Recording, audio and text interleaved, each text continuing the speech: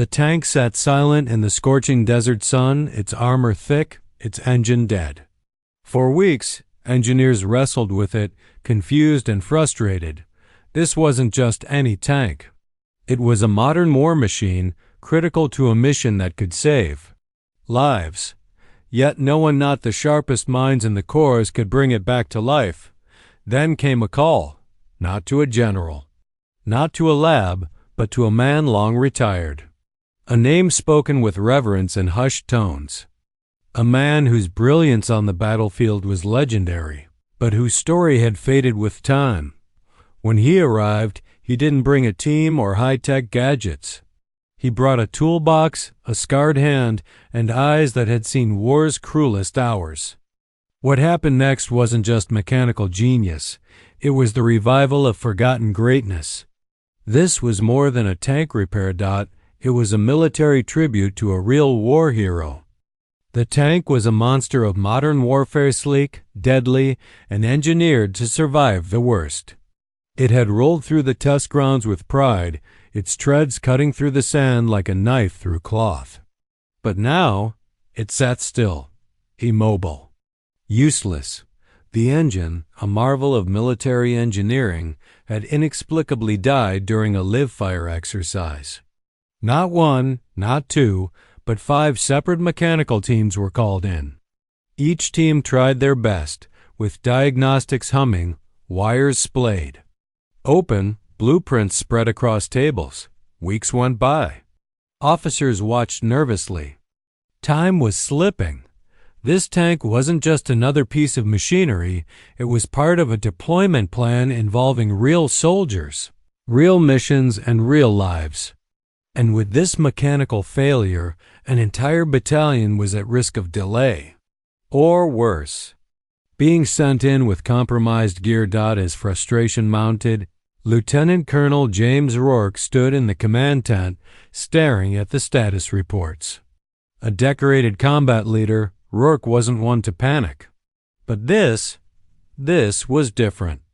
If this mission didn't proceed as planned, soldiers might die in the field due to inferior support. And worse, it would be on him. "I don't care if it's NASA," he growled. "Fix it now." A junior officer hesitated. "Sir, they've tried everything. The main engine is fused at the core.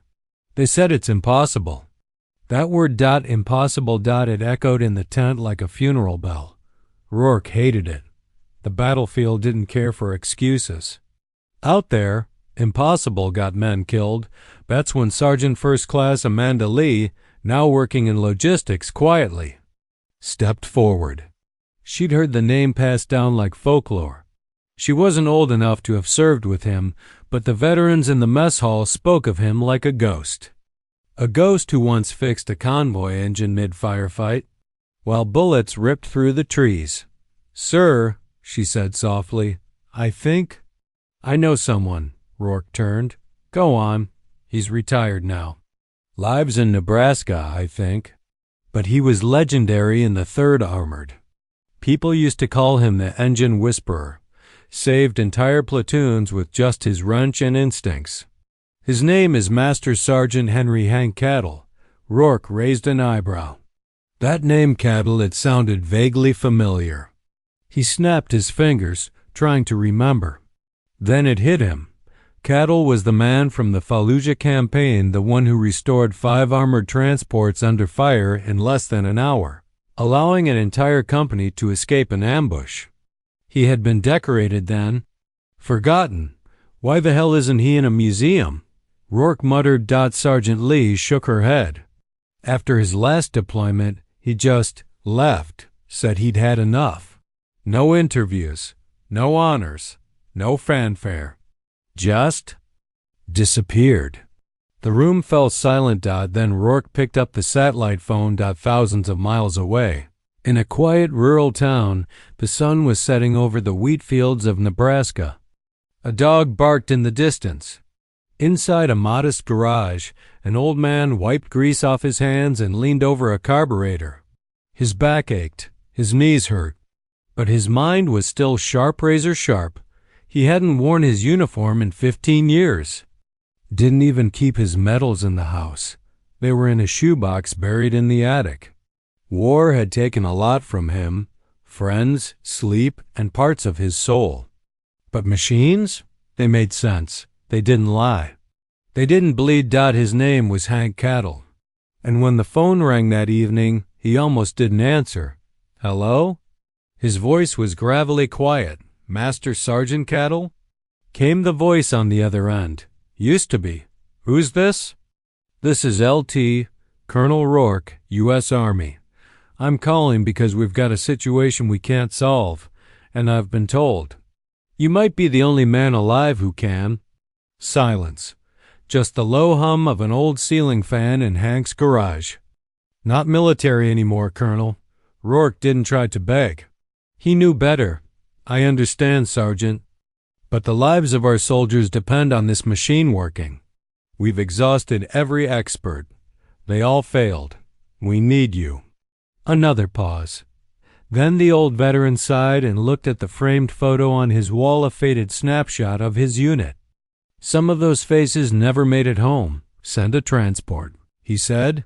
3 days later, a military chopper touched down near the base.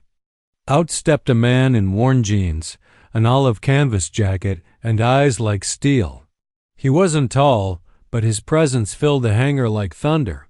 The young mechanic stared in awe. This wasn't how they imagined a genius. No fancy tools. No computer systems. Just a battered toolbox and a quiet confidence. Rourke met him at the edge of the tarmac. Your cattle? He asked, skeptical. Hank nodded. I don't talk much. I work. Without another word, he walked straight to the tank. The engineers watched as he ran his hand along the armor, then dropped to his knees and listened, actually listened to the engine's hollow silence. He unscrewed a few bolts, pulled out a flashlight, and then smiled just a little. She's not broken, he muttered. She's choking. Confused looks, raised eyebrows. But he kept working. For the first time in weeks, the tank felt like it was coming back to life, not through code or tech, but through human understanding. Through the instincts of a man who had lived, breathed, and bled beside these machines in the heat of real battle. This wasn't just a technical fix. It was the return of a forgotten hero, a symbol of soldier sacrifice, unsung military brilliance, and the kind of battlefield courage textbooks could never teach. Cattle didn't just turn a wrench. He turned back time and reminded an entire base what it truly meant to serve. The morning sun was barely rising when Hank Cattle showed up at the tank again. Most of the base was still asleep, but not him. For him, sleep came rarely at best, in short bursts, and never without the ghosts. The other mechanics stood at a distance, watching the old man move like he was part of the machine, listening, tapping, adjusting. There were no blueprints in his hands, no laptop diagnostics, just experience, memory, and something else that couldn't be taught: connection. He whispered under his breath as he opened a panel near the combustion manifold. There you are, he muttered. You're screaming, and they don't even hear. You. A young mechanic approached, respectfully. Sir, what do you mean by that? Hank didn't look up. She's got a blockage in her secondary fuel intake, not because of a defect, not because of bad engineering, but because someone tried to override the emergency regulator with a faulty patch code. It's like putting duct tape on a bullet wound. The kid blinked. But how did you know that? Hank finally looked at him. Because when a machine's dying, it's not silent. You just have to know how to listen. As he worked, his hand steady, his mind wasn't fully present. He was back there. Iraq, 2007. The dust in the air, thick as smoke. The smell of diesel and gunpowder. His unit was pinned down in ambush on Route Orange. The lead MRAP had taken a direct hit. Smoke poured from the hood. Bullets whizzed overhead. Hank remembered it vividly. He hadn't hesitated. While others laid down cover fire, he sprinted to the vehicle, crawled under. and with a wrench clenched between his teeth, reconnected a critical line. His fingers were burned raw, blood dripping from his temple. But when that engine roared back to life, 20 men got out alive. He never received a medal for that. Never asked for one. For him, it wasn't about glory. It was about doing what needed to be done, because real war heroes never wait for applause. Back at the base, Hank finished clearing the blockage and reset the timing module, manually, something engineers said couldn't be done without a system. Reboot. Then he stood up, cracked his back, and gave the hatch a firm slap. Fire her up. One of the techs climbed inside, heart pounding. He pressed the ignition. The engine coughed, then roared to life, a deep, guttural, perfect sound. Like a sleeping giant awakened. Everyone stared. For the first time in weeks, the tank moved forward. Just a few feet, but enough to bring cheers and wide eyes. Colonel Rourke arrived seconds later, astonished. "You fixed it?" Hank just shrugged. She was never broken. She was misunderstood. Later that day, Rourke invited Hank to sit in the command tent. He handed him a coffee, strong, no sugar. Just how Hank liked it. "You know," Rourke said quietly, "the young ones, they think bravery is charging into battle with a rifle." Hank didn't respond. "But what you did out there," Rourke continued, "that was bravery too. Quiet, unseen, but no less important." Hank nodded slowly. "People forget. The battlefield doesn't just need heroes who shoot. It needs heroes who build, who restore, who fix things when everything's falling apart." There was a moment of silence. Then Rourke asked the question Hank had always avoided. "Why'd you leave, Sergeant? A man like you could have trained a generation." Hank stared at the floor for a long time. Finally, he answered, "I buried too many good men. My best friend Torres, he died holding a wrench, not a rifle. Took shrapnel saving me under a Humvee. After that, I couldn't stay. Every motor I heard reminded me of him. I figured the war had already taken enough. I wasn't gonna let it take my soul too." Rourke didn't press further. He didn't need to. Hank's pain was etched into every word. This wasn't just a veteran story. This was the weight of soldier sacrifice, the kind that doesn't end when the shooting stops. But it wasn't all sadness. That evening, something changed. A group of young soldiers approached Hank near the hangar. They weren't ordered to. They came because they wanted to. One held out a small notebook. "Sir, would you teach us what you know?" Hank looked at the boy. Barely 20, too young to understand war, but brave enough to want to learn. His hand trembled as he passed the book. Hank took it and smiled for the first time in days. "Yeah, I'll teach you." For the next week, Hank stayed on base. Not because he had to, but because he chose to. He gave lessons at sunrise. Explained the soul of machines. Told inspirational military stories not about medals or parades, but about honor, loss, and loyalty. They called it Hank Hour. A quiet tribute to a man who never saw tribute. In the evenings, he walked the tank, lying alone, running his hands along the armor, whispering to the engines, remembering. And every night, the ghosts in his dreams grew quieter. This was more than a repair mission. It was a military tribute in motion, a bridge between generations, a passing of knowledge forged not in textbooks, but in fire. By the time he left, Hank Cattle had done something no medal could ever honor. He'd reminded them that real war heroes aren't just those who fight, but those who stay behind to keep others moving forward. The desert was alive again. Operation Sand Mantle was now back on track.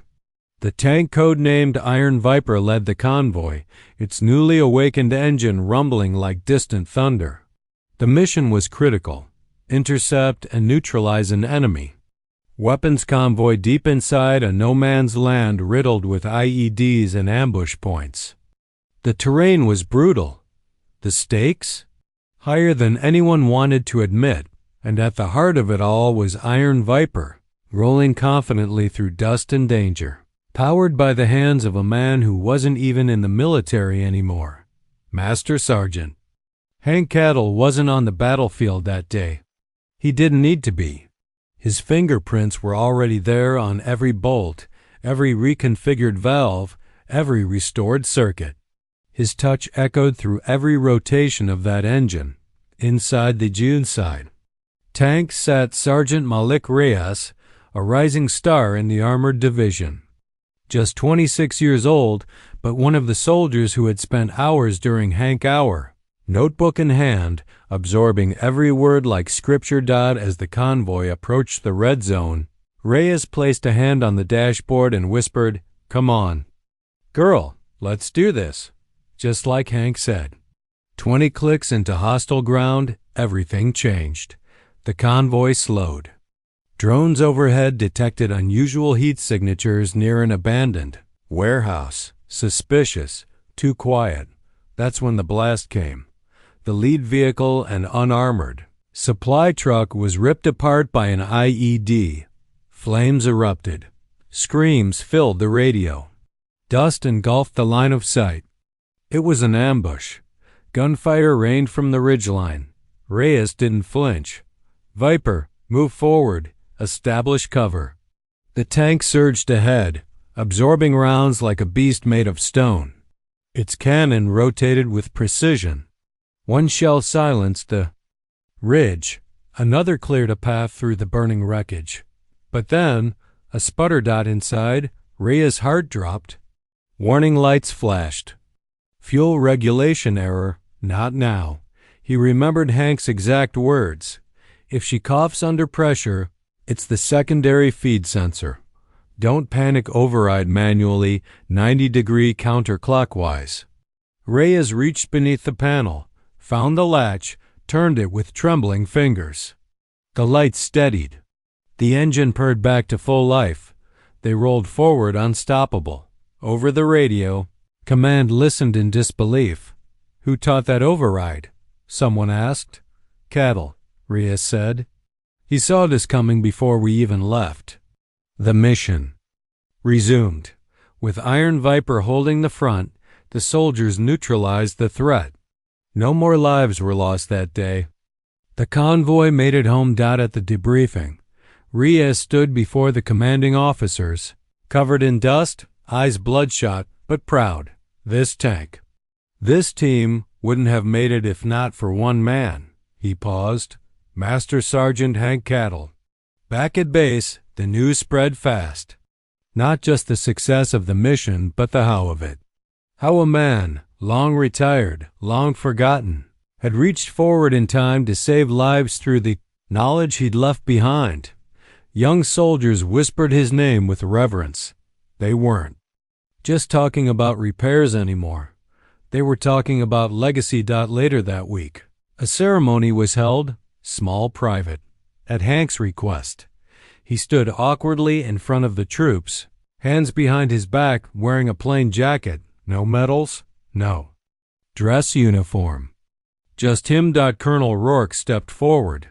"You saved lives, Sergeant, not with bullets, but with something far rarer, wisdom." A young female soldier, PVT, Elaine Cruz, approached Hank. "I watched your hands the day you fixed Viper," she said. "I realized I want to be a mechanic, not just a soldier." Hank's eyes moistened. "You don't need a uniform to be a hero," he told her. "Just heart." That was the moment everyone understood. Hank hadn't just fixed a tank. He'd repaired something far more broken. Belief that one person could still make a difference. That forgotten heroes still had stories worth telling. That unsung heroes still mattered in a world obsessed with headlines. That night, Rourke visited Hank one last time before his flight out. "There's talk," the colonel said. "They want to name a maintenance training program after you. The Hank Cattle Initiative. Teach your methods, pass them on." Hank didn't answer at first. Just stared at the hangar where Iron Viper now rested silently. not broken, not forgotten. I didn't do it for a name, he finally said. Rourke smiled. I know, but legacies don't need permission. They shook hands, firm, respectful. As Rourke walked away, he looked back and said, You may have left the battlefield, Hank, but it never left you. And today? That battlefield won. In the days that followed, letters poured in. Veterans, young recruits, even civilians. They shared stories about mechanics, medics, and others who had saved lives behind the scenes. Hank read each one, eyes often welling with tears. He hadn't realized how many people still cared, how many still believed in the power of quiet strength. That's what this story became, not just about a tank. But about a man, a real war hero not found in textbooks, but in the heartbeats of the living he helped save. The military transport lifted off quietly from the base, slicing through the warm desert wind, heading north toward the heartland. Inside, Master Sergeant Hank Cattle sat near the window, staring out in silence. There was no cheering crowd to see him off, no reporters, no salutes. Just a few firm handshakes, and the lingering weight of a job well done. In his lap sat a sealed folder. Inside, a letter of commendation from the Department of the Army, thanking him for exceptional service rendered beyond retirement. But that wasn't what mattered to Hank. What mattered were the faces of the soldiers he left behind, the ones who now walked a little taller, listened more carefully, and believed more deeply in the things that couldn't be seen on paper. As the chopper disappeared into the sky, Colonel Rourke stood on the tarmac, watching. He turned to Sergeant Amanda Lee and said, That man didn't just fix a tank. He rewrote what it means to be a soldier. Back in Nebraska, life was quieter, but not the same. Word had spread. Hank's neighbors, who had only known him as the old man who fixed tractors, now greeted him differently, with respect, with quiet nods that carried meaning, a local high. School asked him to speak to the senior class. At first he refused. Public speaking wasn't his thing. But one day, while fixing the brakes on an old farm truck, he paused. He thought of Torres, of all the men and women whose stories were buried under sand, silence, and time, and he said yes. On the day of the speech, the school auditorium was packed. Not just students, but veterans, mechanics, farmers, teenagers, journalists, soldiers in uniform. Hank stood at the podium, fingers wrapped around the edges like he was holding a tool. He didn't bring notes. He just looked out at the crowd and began. I'm not a war hero, he said. I didn't lead charges or win medals. I fixed things. That's what I did. I fixed things when they broke. And sometimes people too. The room was still. He continued, voice steady but thick with memory. See, machines don't lie. They just break down when they're tired. Soldiers are the same. They get worn out, misunderstood, forgotten. But that doesn't mean they don't matter. He looked straight at the front row where young ROTC cadets sat, eyes wide. If you want to honor the military, don't just remember the loud heroes. Remember the quiet ones, the mechanics, the medics, the ones who held the line when no one was looking, the ones who carried others, even when their own knees were buckling. A tear slid down the cheek of a young cadet. Another held their chest tight. And if you see a veteran sitting alone, say something. Ask about their story. Because you never know. They might just be the reason someone made it home. That speech would later be played in military academies across the country. But Hank? He just went home and changed his oil. Because for him, emotional storytelling wasn't about performance. It was about purpose. A month later, Hank received a package in the mail. Inside was a framed photo of the Iron Viper, freshly painted, engine humming, with a new decal under the gun barrel that read, In honor of SGT Hank Cattle, one who listened. Attached was a note from Sergeant Reyes. Every time she rolls, we remember you.